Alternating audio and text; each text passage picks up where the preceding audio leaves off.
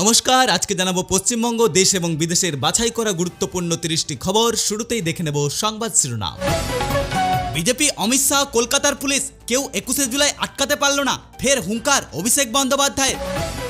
10 বছরে কি করেছেন সব পর্দা ফাঁস করে দেব, নাম না করেই শুভেন্দুকে নিশানা মমতার। চোরগুলো বিজেপিতে গেছে আর ফেরত নেব না, প্রকাশ্য জনসভায় কড়া বার্তা প্রাক্তন মুখ্যমন্ত্রী মমতা বন্দ্যোপাধ্যায়ের। এখনো ডিএ পেল না সরকারি কর্মীরা, লক্ষ্মী ভাণ্ডার না পেয়ে কাঁদছে গ্রাম বাংলার মা বোনেরা। আমি এবার জেলায় জেলায় পথে নামবো, লড়াইয়ের ডাক মমতার। ক্ষমা করুন, আপনাদের আর প্রয়োজন নেই, ধনে মনে প্রাণে ভালো থাকুন, ঋতুব্রত শিবিরকে দলে না নেওয়ার ঘোষণা তৃণমূল নেত্রীর। বাংলায় কংগ্রেসের সঙ্গে জোটে ফিরবেন ঘোষণা করে দিলেন মমতা, আহ্বান জানালেন বিজেপি বিরোধী সমস্ত দলগুলোকে। প্রশ্নফাঁস মহাপাপ আটকানোর দায়িত্ব গোটা দেশের, নিটকাণ্ডে প্রথমবার মুখ খুললেন প্রধানমন্ত্রী নরেন্দ্র মোদী।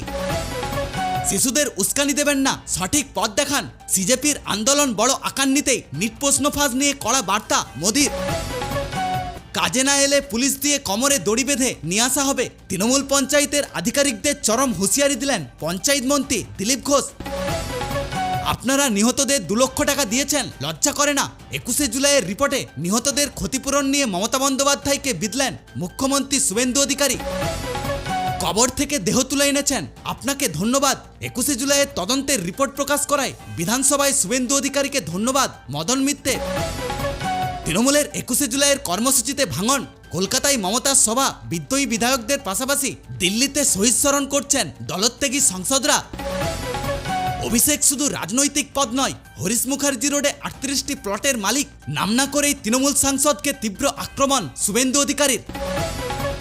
রাজ্যের সমস্ত সরকারি কাজে 1 সেপ্টেম্বর থেকে বাংলা ভাষা ব্যবহার বাধ্যতামূলক, ঐতিহাসিক সিদ্ধান্ত পশ্চিমবঙ্গ রাজ্য সরকারের।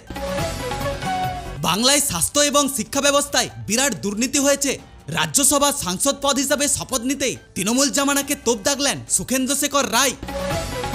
তৃণমূল সাংসদ অভিষেক বন্দ্যোপাধ্যায়ের বিদেশ যাত্রার আবেদন নিয়ে প্রশ্ন তুলল কলকাতা হাইকোর্ট। চিকিৎসার জন্য প্রয়োজন আছে কিনা তা খতিয়ে দেখতে গঠন হতে পারে মেডিকেল বোর্ড। 3টি ব্যাংকের অ্যাকাউন্ট ফ্রিজ করা নিয়ে ইডির সিদ্ধান্তে আপাতত হস্তক্ষেপ করল না কলকাতা হাইকোর্ট, এখনও স্বস্তি পেল না কালীঘাট তৃণমূল। অভিষেক বন্দ্যোপাধ্যায়ের আত্মসহায়ক সুমিত রায়ের আগাম জামিনের মামলায় কেসের ডায়েরি এবং প্রমাণ তলব করল কলকাতা আদালত। দিল্লিতে ছাত্রদের বিক্ষোভ চরম আকার ধারণ করায় সংসদ ভবনে কুইক রেসপন্স টিম মোতায়েন, বিক্ষোভকারীদের দিকে তাক করা হলো স্বয়ং সক্রিয় আগ্নেয়াস্ত্র। সোনাম বাংচুকের অনশনে উত্তাল দিল্লি, সোনামকে সমর্থন জানিয়ে রাজপথে নামলো কয়েক লক্ষ যুবক ছাত্রছাত্রী। ভারতের ইতিহাসে প্রধানমন্ত্রী নরেন্দ্র মোদী সবচেয়ে বেশি যুববিরোধী, নিট কেলেঙ্কারি নিয়ে দিল্লিতে সরব রাহুল গান্ধী। ছাত্র বিক্ষোভের চাপে নথি স্বীকার, দীর্ঘ 3 সপ্তাহের বিক্ষোভের পর বিক্ষোভকারীদের সঙ্গে বৈঠকে বসলেন কেন্দ্রীয় মন্ত্রী জেপি নাড্ডা।